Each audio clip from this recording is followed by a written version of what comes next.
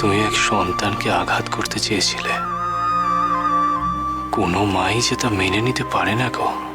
আমি জানি ঠাকুর, আমি জানি, আমি অন্যায় করেছি, আমি চরম অন্যায় করেছি, কিন্তু আমার সাথে যে আরো দুজন কুচক্রী ছিল, তারা যে আরো সাংঘাতিক। ঠাকুর, আমি ওদের ছাড়বো না, আমি ওদের শাস্তি দেবই। দাঁড়াও বীরেন্দ্র,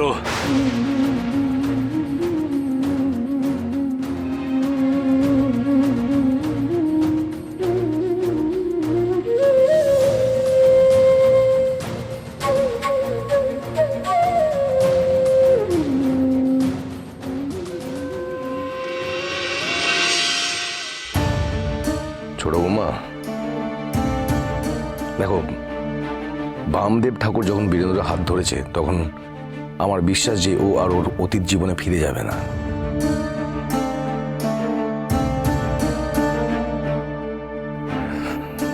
দেখো ছোট বৌমা, বামদেব ঠাকুর যখন ওকে একবার ক্ষমা করে দিয়েছে তখন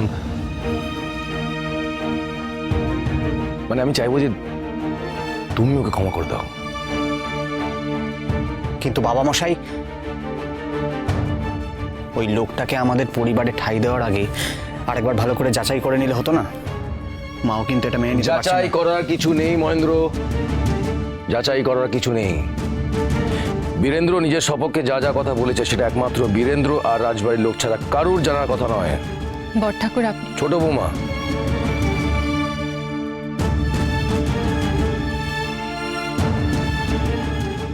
আমি বামদেব ঠাকুর আর মা তারাকে বিশ্বাস করি।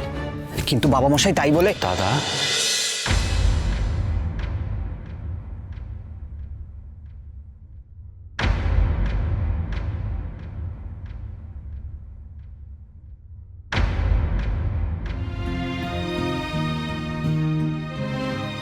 বল বীরেন।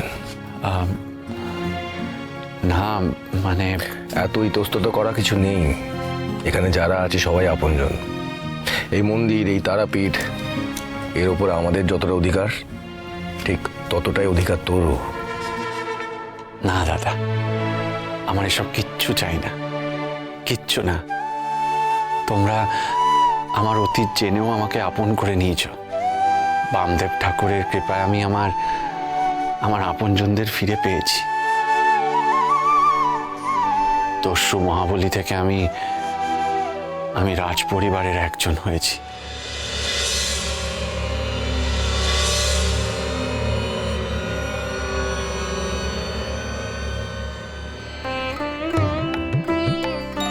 এর থেকে আর বেশি কি চাই? আমার কিচ্ছু চাই না। ভাই, দাদা, আমার তোমার কাছে একটা অনুরোধ ছিল। বল না ভাই। আমি এই রাজ পরিবারের সম্পত্তির কিচ্ছু চাই না, আমার কোনো অধিকার চাই না। আমি এতদিন এই সব মানুষদের কাছ থেকে শুধু ছিনিয়ে নিয়েছি।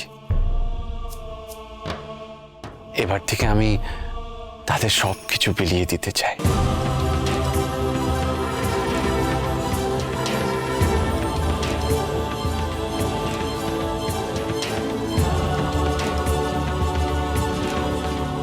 না মানে আমার যা কিছু আছে।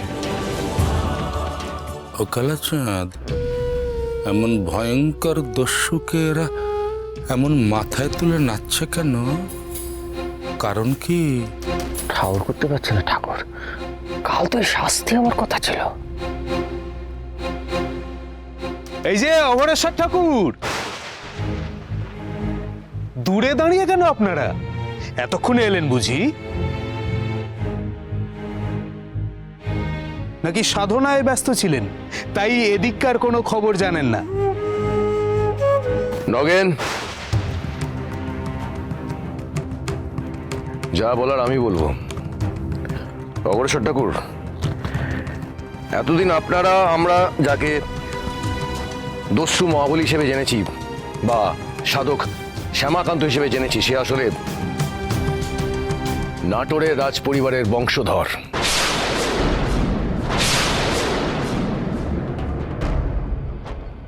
কি? ওর নাম বীরেন্দ্রনাথ, আমার খুড়তুতো ভাই।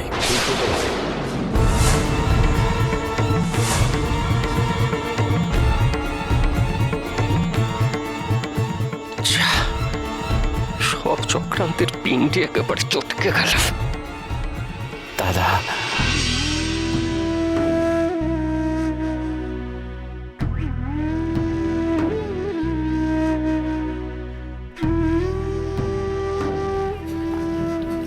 আমায় ক্ষমা করে দিন।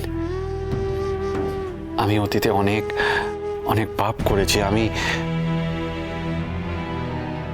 আমি আপনাদের সবার সাথে অন্যায় করেছি। আমার জন্য আপনারা সবাই অনেক ক্ষতিগ্রস্ত হয়েছে। আমি আজকে আপনাদের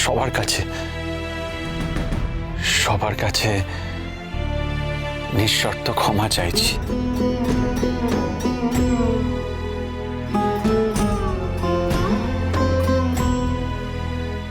আমি এতদিন যা পাপ অন্যায় করেছি, আজ আমি তার প্রায়শ্চিত্ত করতে চাই।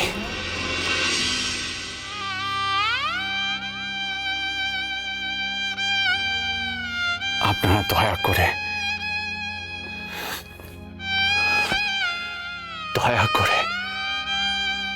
করে আমাকে একটিবার সুযোগ দিন। এবার কি হবে ঠাকুর? এই মক্কেল তো সবটা জানে, আমাদের সম্পর্কে সবকিছু জানে। দুম করে যদি বড় কুমারকে সব কথা বলে দেয় তাহলে তো কালাচাঁদ, মক্কেল যদি সবই জানবে তাহলে আমাদের সম্পর্কে এখনো কিছু বলেনি কেন? ব্যাপারটা তলিয়ে দেখতে হচ্ছে। ও মা, মাগো মা, একই লীলা তোমার মাগো মা। ও মা,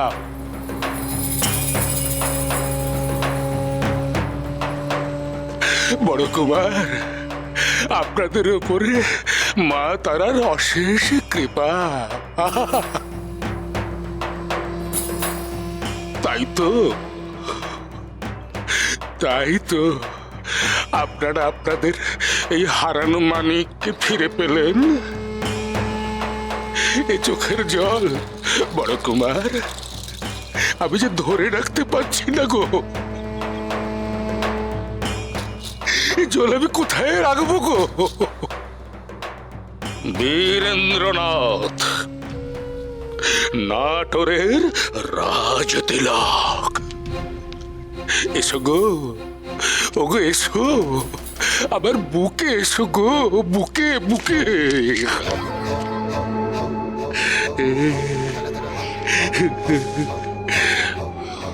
সাবধান, আমার বিষয়ে এই বড় কুমারের কাছে মুখ খোলো না,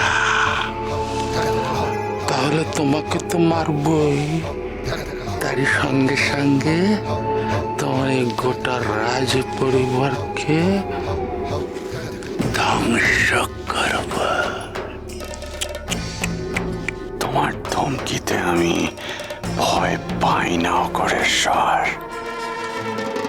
তোমার বিরুদ্ধে আমি চুপ করে আছি শুধু একটাই কারণে, আমার বিশ্বাস তোমাকে যে মারার সেই মারবে। কে গো? ও গো, সে কে গো?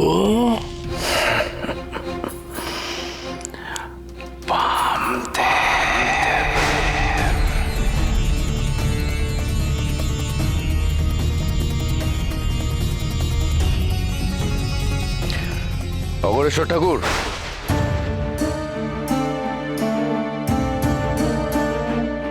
আপনাকে একটা সুখবর দেওয়ার আছে। আরো খবর দেবেন? সুখবর? আরো দিন দিন। হ্যাঁ, আজ থেকে বামদেব অর্থাৎ বামাই হবে মন্দিরের সর্বে সর্বা। মহাপীঠ